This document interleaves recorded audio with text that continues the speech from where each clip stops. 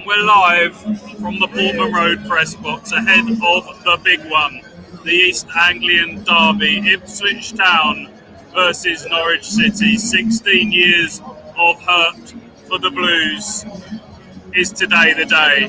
How are you all feeling? I'll wait for a few of you to join me, and I'll start getting a few thoughts because, I think there'll be a mixture of emotions, won't there? Right, let me get the comments section here and we'll get stuck into some team news. Here is the team sheet. These are the players that will be facing each other in half an hour's time. Kick-off 12 p.m. The team news from an Ipswich Town perspective is 6 changes from the Tuesday night 1-1 draw against Bristol City. And it's the team that started here last time out at Portman Road against Portsmouth in that 2-1 win against Pompey, far more comfortable than the scoreline suggested, and Kieran McKenna reverts back to that team. So plenty of fresh legs against the Norwich side that has had 24 hours less preparation time. They played on Wednesday night, lost 1-0 at home to West Brom. Much of that team has started again for them. Fresh legs for Ipswich Town and a power-pack bench as we're becoming accustomed to. I'll run you through it. What that means is Alex Palmer in goal. Right back, Darnell Furlong. Centre halves, Dara O'Shea, the captain. He's joined by Cedric Kipray back in the team in place of Jacob Greaves. That's an interesting call. Not one that I was expecting, but Kipray was very, very solid, very assured against Portsmouth last weekend. I've shared a picture on social media of him in fired-up Derby Day action when he was at Cardiff City against a certain Harry Darling, then of Swansea, now of Norwich. He comes into the side today. Left-back Leif Davis, who's in really good form, I think, for Ipswich, getting back to his championship assist machine heights again, I think. Midfield, no surprise, Azor Matasi, we're fast becoming a fan's favourite, and Jens Kuster back in the team. Probably Ipswich's best player at the moment, certainly one of, looking very, very good in the championship. And that means Marcelinho Nunez on the bench. He's already come out to, his name's been read out to a big cheer already from the Ipswich fans. Former Norwich man, of course, the man who scored the winner for Norwich the last time these two sides met. What are the odds on him coming on and having a big part to play today? We shall see. And then the front four reverts back to the front four that started against Portsmouth. That means on the right, championship record signing, Sindre Vala Ageli, in for Casey McAteer. He didn't have the best of games in midweek. Number 10 will be Sammy Schmodics. He feels like a Derby Day player, doesn't he? Plays with a bit of edge and a bit of grit and a bit of aggression. Still hasn't scored here at Portman Road as an Ipswich Town player. Be a good time to do that today, wouldn't it?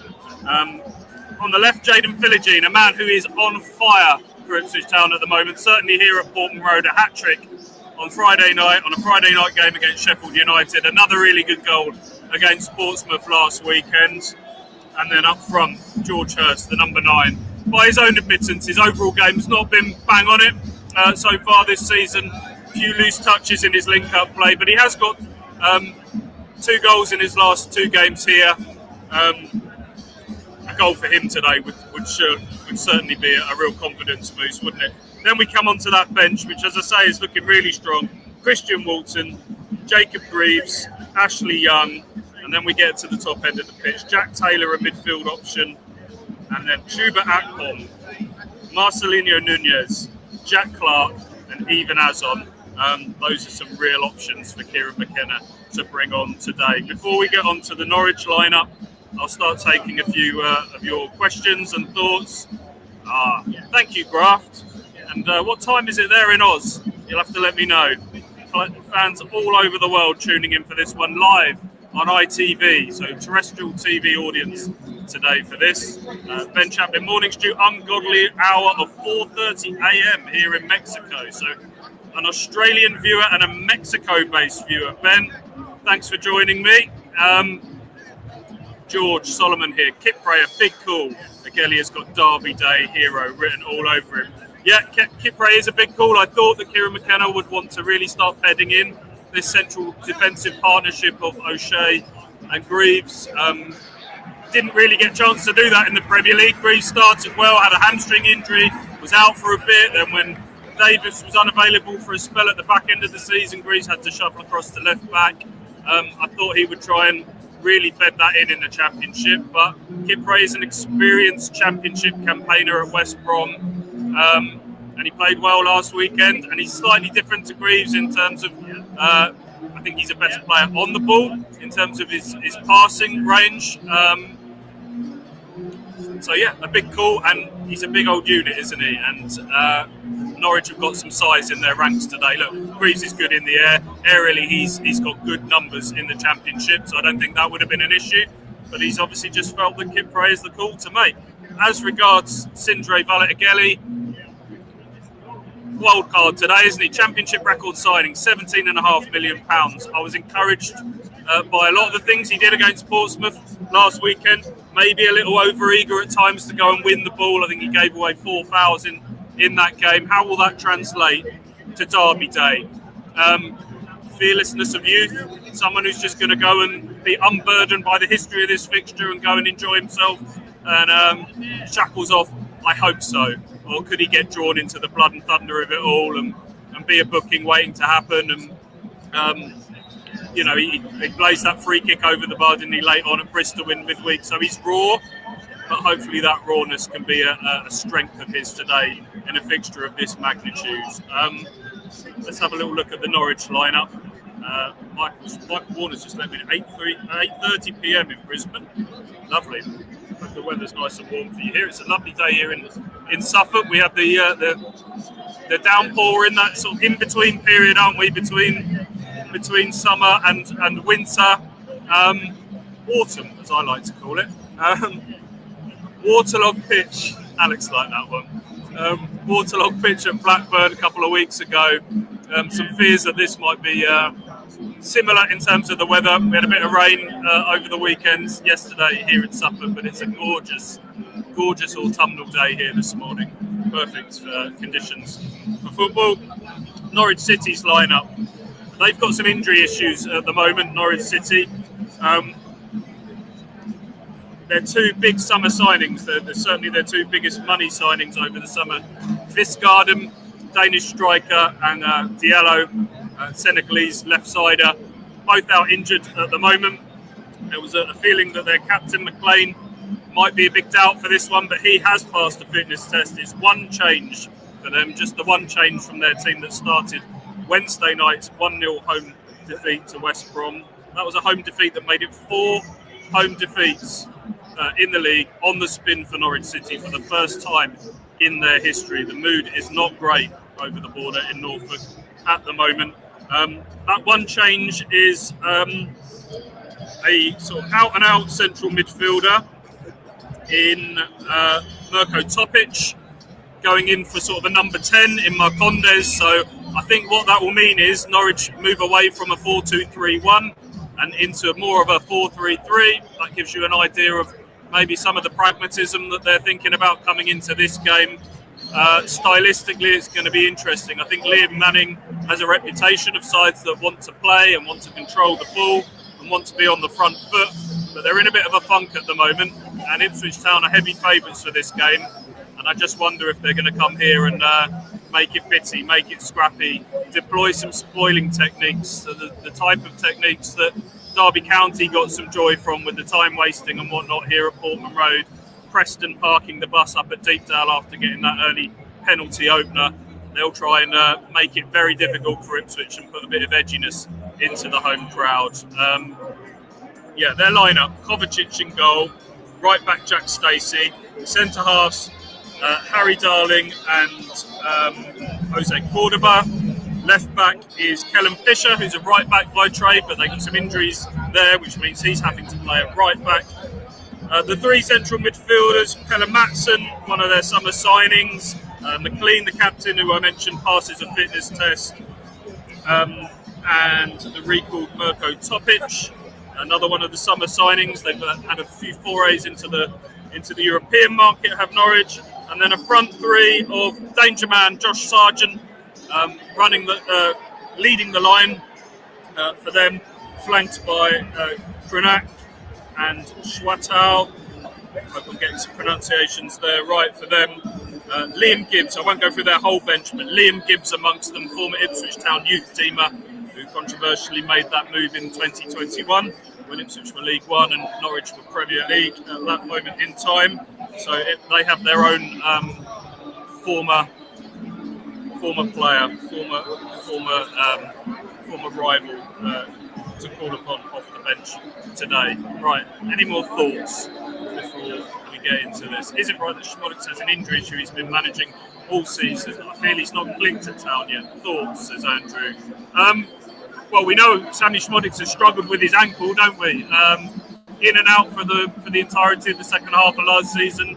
Kept coming back, kept breaking down, tweaked it again in the early part of this season. So that is clearly something that he's managing. I don't know how much it's restricting him. In terms of him not having clicked for him at Ipswich Town, well, I mentioned he's not scored here at Portman Road, but he did get some important goals in the Premier League. Man City on the opening day, the overhead kick at Tottenham, a couple of others, I believe, as well. Fulham, I can't remember the other one off the top of my head. But and that was him playing sort of out of position as an inside left forward in the Premier League. First time he's played there. So all in all, I think he's done okay so far. The hope was that coming back to the Championship, a place where he was top goal scorer in the league for Blackburn last time here, we would see the best of him. He's in his favoured number 10 position now, with Jack Clark and Philogene sort of slugging it out for the left wing role. He's got an opportunity to play as the number 10. Has it happened for him so far at the start of this season? Not quite, but he's got himself on the end of good chances, and he himself says he's a player that isn't too affected by missing chances. He will continue to put himself in good positions. I think once he gets one, more will follow. He's got to make that spot his own to start with, hasn't he? With Chuba Akpom, again, another former Golden Boot winner there. Someone who is still finding his feet as an Ipswich Town player, still finding his fitness after very little pre-season action for Ajax. I'm intrigued to see which one of those two gets the more minutes, gets the more starts. If one of them, a bit like Philogene, can start to make that position their own. Big opportunity for Sammy Schmodix to take a step forward in that respect today. Ben here, Chuba to make an impact from the bench today. Yeah, I mean, bench could be decisive. I fully expect this to be a really tight game. Championship games generally are, derby games generally are. Norwich are not going to roll over in this one. You don't be reminding of Ipswich's record in this fixture. It's going to be tight. First goal, cliche time, is probably going to be crucial. I think if Ipswich can get it, can get an element of control, they could go on to enjoy themselves, because I think Norwich shoulders could slump. There's a feeling north of the border that Liam Manning's job might be under pressure if they lose this one. But equally, if Norwich can make it super tight and scrappy, the 16-year record might start to weigh on everyone's shoulders, not necessarily on the pitch because this is a new group of players, but certainly in the stands, and that's where the bench comes into its own, and Ipswich have certainly got bench options today. Jamie White, come on you Blues. Quite the coach welcome not so long ago. I wasn't down there because I was working on the live blog and getting prepared and speaking to a few guys, but Alex and Ross were down there. They posted a few videos on Twitter that we put on the live blog for this game, which I'm currently running. Impressive as usual, great numbers, great noise, great colour. Bit of a debate as to whether that adds a bit of extra pressure to the players today, unnecessary pressure. Kieran McKenna was at pains to balk to that suggestion in his pre-match press conference yesterday. He loves it. He thinks it really lifts the players. They've done it 3 times, the fans, led by the Blue Action supporters group so far. Ahead of the League One promotion game against Exeter, that worked out all right, 6-0. In the derby game here in the Championship season, okay, that finished 2-2, but it's certainly the performance really lifted the players. Still not quite sure how Ipswich didn't win that game. Nathan Broadhead missed a handful of chances in that one, so I don't think that that sort of weighed heavy on the players that day. And then the Championship promotion game against Huddersfield, where they got the early goal through Wes Burns, never looked in doubt, 1-2-0. What a day that was.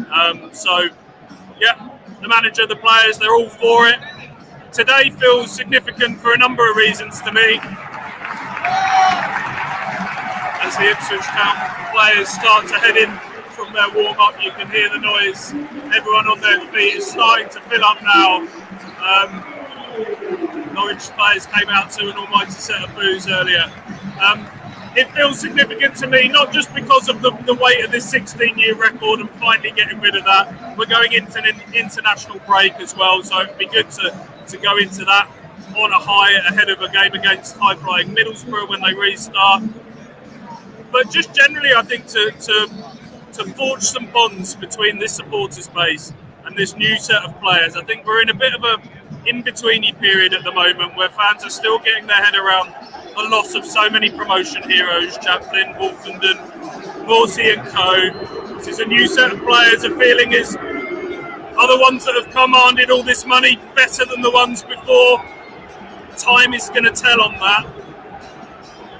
But if they can go and beat Norwich, and if some of these new players can write themselves into folklore, that's really going to strengthen bonds. And I think that could really sort of help with momentum for this season going ahead, and a sense that McKenna's going to improve these players. That the start of the season's been based on late transfer business, getting their feet under the table. So it feels significant. It feels like a big point in the season, doesn't it? Couple more before we wrap up. Jamie White, hope the game won't be too aggressive. Good luck all. I don't think that sort of game is going to suit Ipswich. Ipswich will want to play. They'll want to dominate possession. They'll want to be on the front foot. But derby games are going to be aggressive, and they're going to have to step up to that. And it's the balance between fire and ice, isn't it? It's the balance between, and Kieran McKenna's talked about this, the early part of the build-up has been telling these players what a derby means to the people of this area. They've had a staff member, a long-serving staff member, sit down and tell them some war stories of the East Anglian derby. I've been Ipswich Town reporter for 15 years now, not seen Ipswich win a game. We've had the infamous Mick McCarthy jester at Carrow Road. We've had the Paul Lambert fake fight, rather embarrassingly, at Carrow Road. We've had going further back, the two batterings when Paul Lambert was Norwich manager as Norwich made their way to the Premier League. We've had the playoff pain of 2014-15. The players have been told about all of this, as well as some of the highs of yesteryear, and Danny Haynes and Alex Matthew, and how those players are still spoken about to this day, and how that could be there if they do it today. And then as the game has got nearer, it's about the calmness, it's about the game plan, it's about now embracing this noise that you can hear and running on the adrenaline, but remembering what the game plan is. They have to get that balance right. Win your battles, embrace the derby, but also remember what you are and how you're going to win this game. Is today going to be the day? I bloody well hope so, folks. I don't know how your nerves are. Mixture of excitement, mixture of trepidation, I'm sure, given the scars of the past. It's a new look town team. It's a time for new heroes, fingers crossed. We'll leave it there. Good luck, everybody. Join me on the live blog, subscribers if you can. Alex, how are you feeling? We're doing all right. We're doing okay. Yeah. It'll be a long 11 minutes until kick-off. See you on the other side, everyone. Good luck, everyone.